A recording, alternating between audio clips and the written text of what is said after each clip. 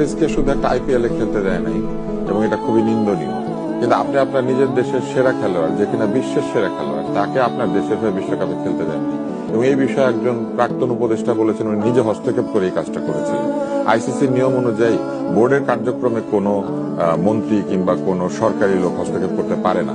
উনি প্রথমত সেটা করেছেন, সরকারি হস্তক্ষেপ করেছেন আমাদের বোর্ডের কাজে, এবং বোর্ড সেই হস্তক্ষেপকে মেনে নিয়ে আমাদের দেশের সেরা খেলোয়াড়টাকে খেলতে দেয় না। যদিও তার বিরুদ্ধে যে অভিযোগ সেটা প্রমাণিত তো দূরের কথা, সেই অভিযোগটা তো একবার মিথ্যা, এটা পরিষ্কার।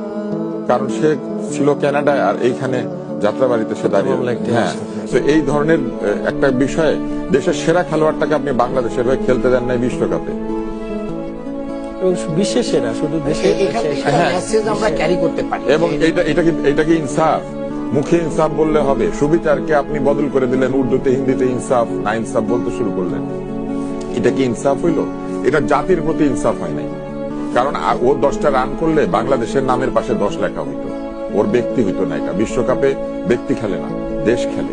দেশের প্রশ্নে এই যে এই কাজটা যে করা হলো, এই কাজটার কি হিসাব হবে? শুধু আইপিএল এ কয়েকটা দিন খেলতে পারবে না মুস্তাফিজ, একেবারে জীবন মানে অতিষ্ঠ হয়ে যাচ্ছে।